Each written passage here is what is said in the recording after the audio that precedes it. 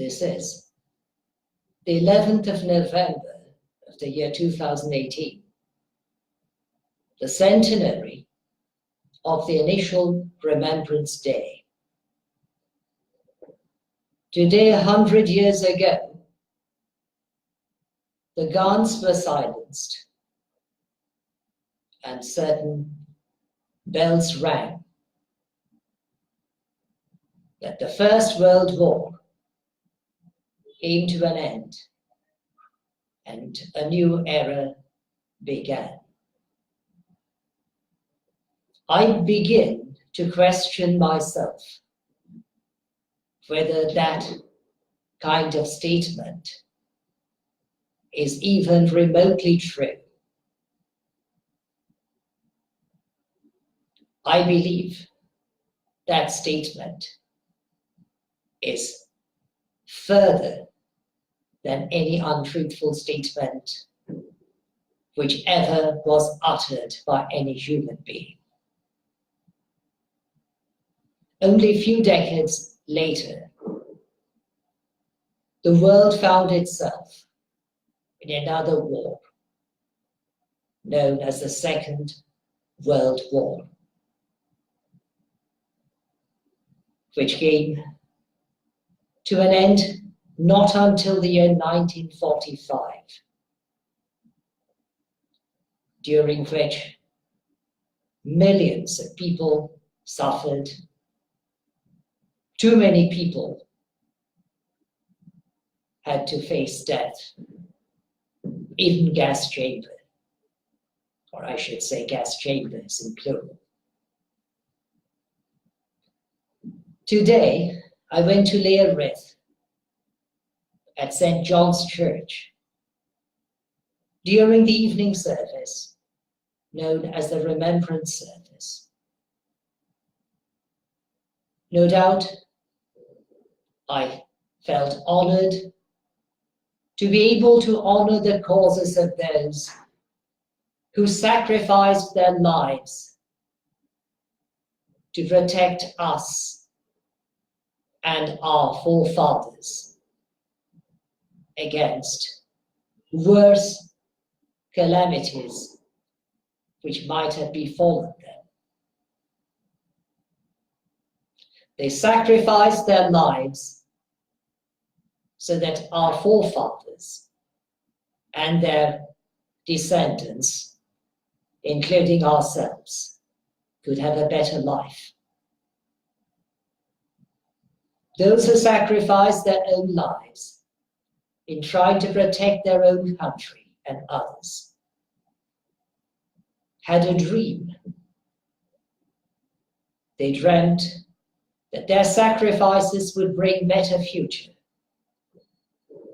for most, if not all of us.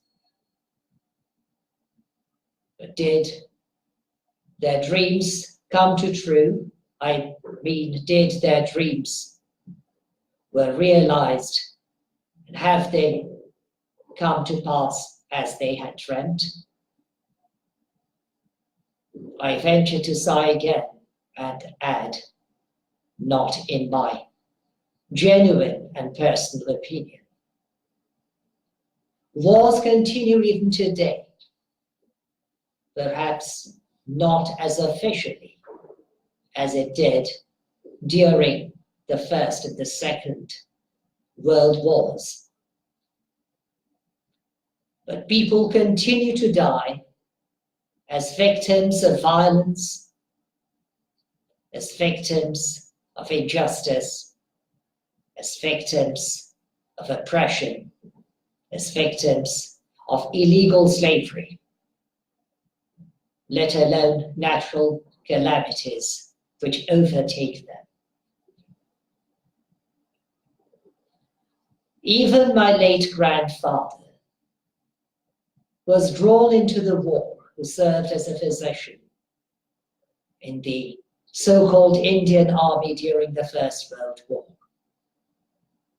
And he was stationed in a number of countries, including France and the United Kingdom.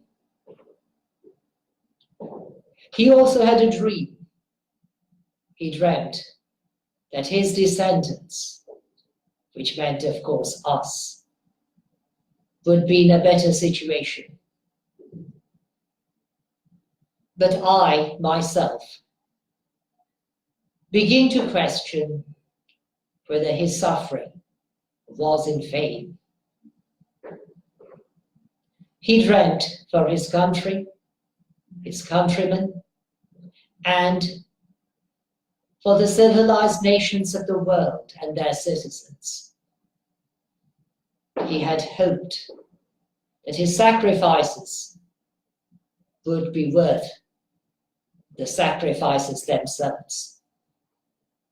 But I begin to wonder, even ponder deep in my heart, that whether such sacrifices had any significance in realities of today.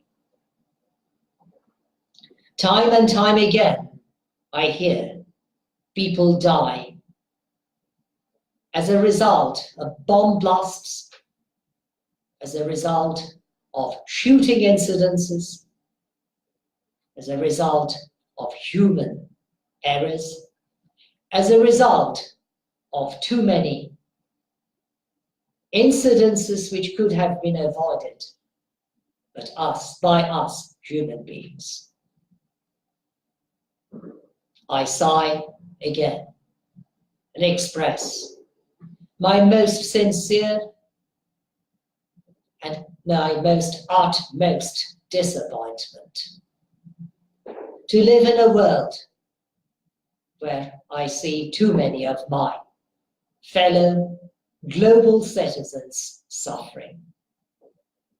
They are suffering even today. They're suffering now.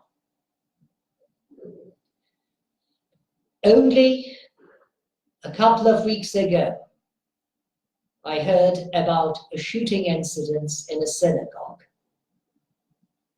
Only last week, I heard shooting incidences and even bomb blasts killing people in Mogadishu. Perhaps I mispronounced the name of the place. Those lives which were lost as a result of those human errors were no doubt very valuable lives as well. They were as valuable as the lives of my dear friends who are watching me this evening, and no doubt the lives of my own self, however modest, humble, or meaningless that may seem. Every single human life is a valued gift of God the Almighty, which cannot be replaced once it is destroyed. During the First World War, millions of people were killed, as was during the Second World War. And no doubt, during all the wars which took place prior to those two wars, in between them and thereafter, wars, whether official or unofficial, continue from day to day, day upon day, every single day, and perhaps every single hour.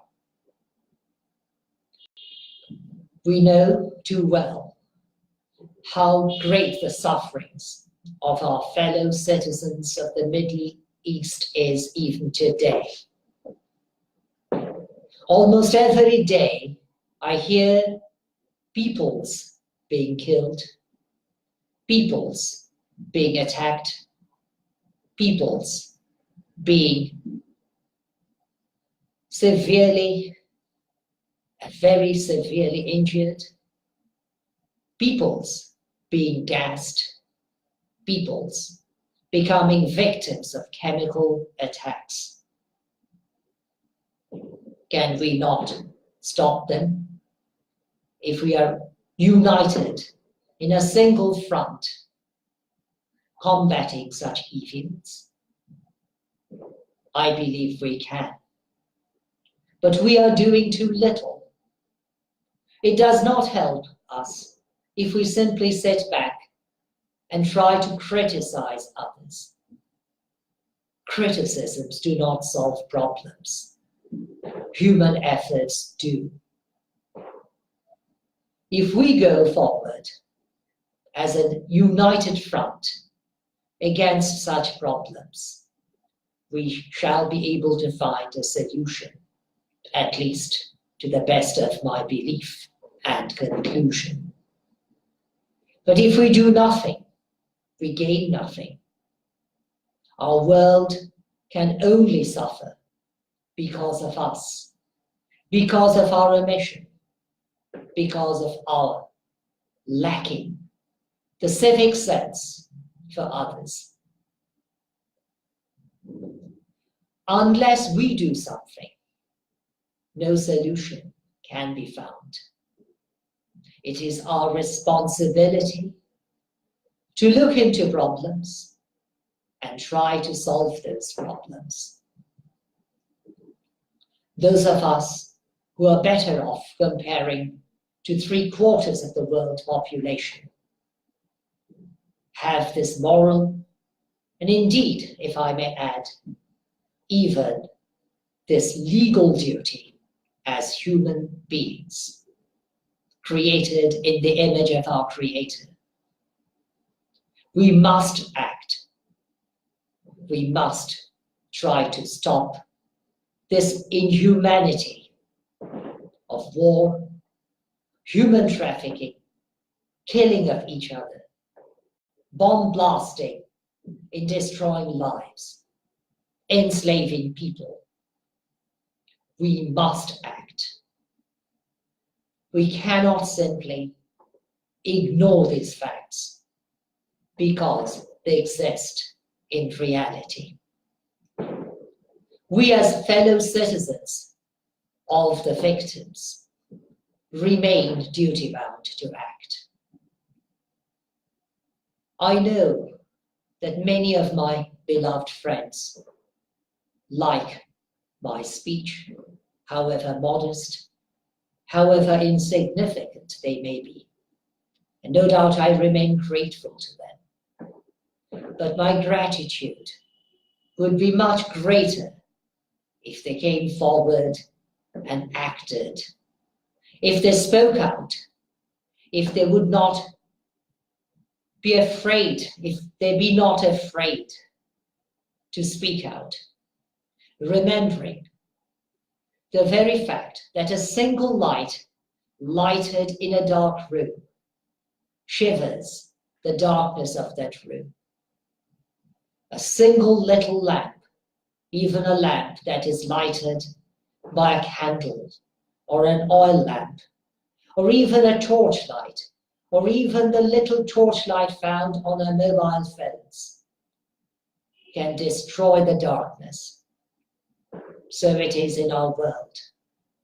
A single voice speaking out against injustice can make a change, provided that single voice is a genuine one, a self-giving one, a fearless one.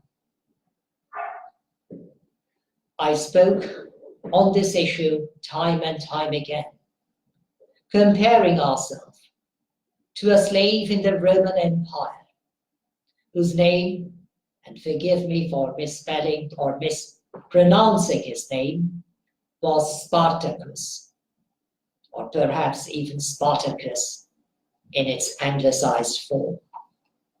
He was a single slave, but until he was crucified, he showed the world that a single man, calling others to become a united front, can make a difference.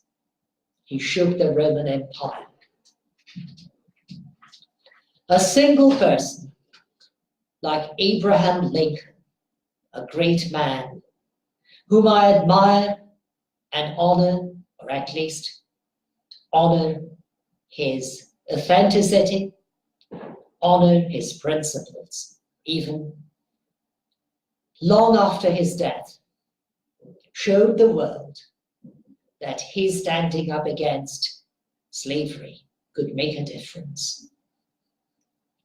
A single man like Mahatma Gandhi showed the world that a peaceful movement can liberate a nation, even from a large and powerful empire. A single man like Nelson Mandela showed the world that unity gives strength. Discrimination created by our apartheid system could be destroyed. So you and I, my dear friends, can make a difference. If we are genuine, if we are committed, if we act relentlessly for the good of others. Our life, indeed I said in singular, but maybe better appropriate if I said this in plural.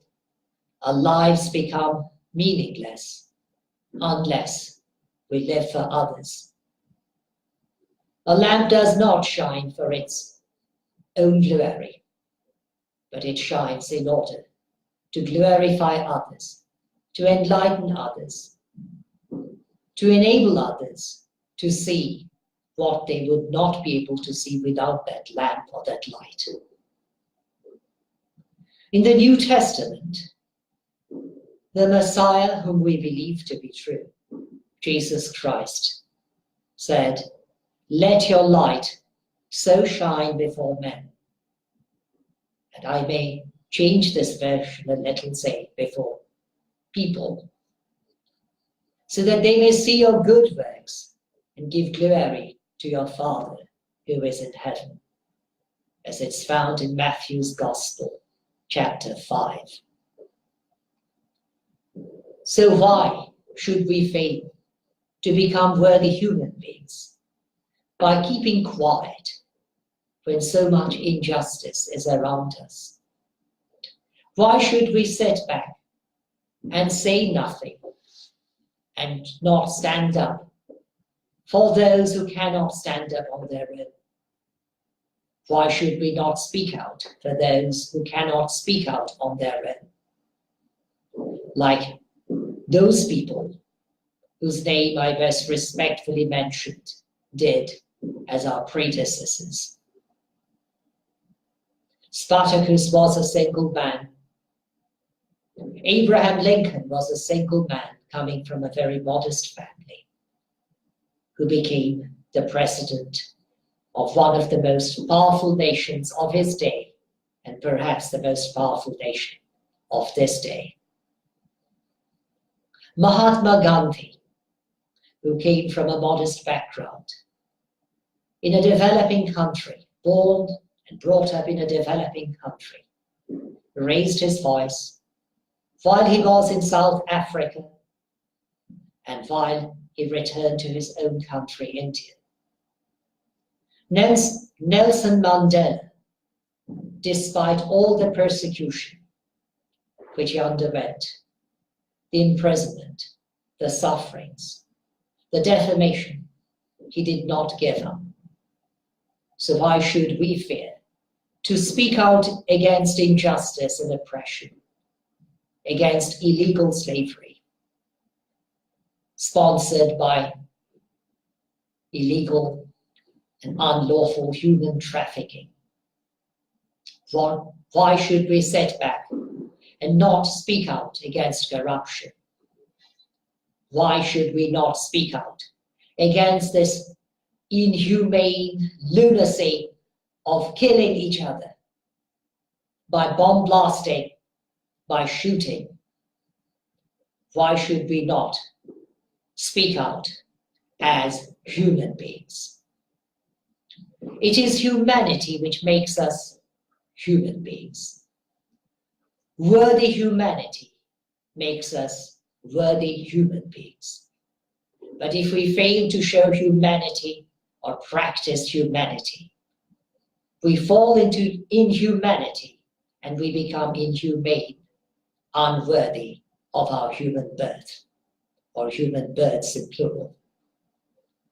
I therefore venture to request, urge, and even beg all the viewers of this video, currently and on later occasions, to take a pledge on their own and to say, we shall not set back, but speak out against injustice. We shall not set back, but speak out against oppression. We shall not set back, but stand up for others, even as individuals or in groups. We shall not set back, but speak out against violence, unlawful killing, shooting and bomb blasting, against lunacy of fanatics, against dictatorial regimes, I beg your pardon, I mean dictatorial regimes and tyrants. The true aristocracy or nobility is not found in birth, but in the act of every human being. Nobility makes noble human beings, not the initial birth alone. The birth may be an advantage. People who are born into better off family than many others may have the advantage of being protected, of being surrounded by others who try to protect them. But they are also human beings, not superior to others, but in service of others. Those of us who believe in humanity ought to consider ourselves to be true, genuine, modest, and humble public servants. We must act in service of others, those who need us, those who call upon us, those who set their hopes upon us. If we don't, we deny ourselves, not merely before them, but even before our own selves. I thank you once again, and let us pray and hope that the darkness which prevailed over the two world wars and in various wars may never prevail over our voices of truth, of integrity, of sincerity, and of genuinity, above all, humanity. Thank you once again. I greet you most cordially, even most mournfully, on this special day, the centenary of the ending of the First World War, the 11th day of the 11th month of the year 2018. Thank you. God bless.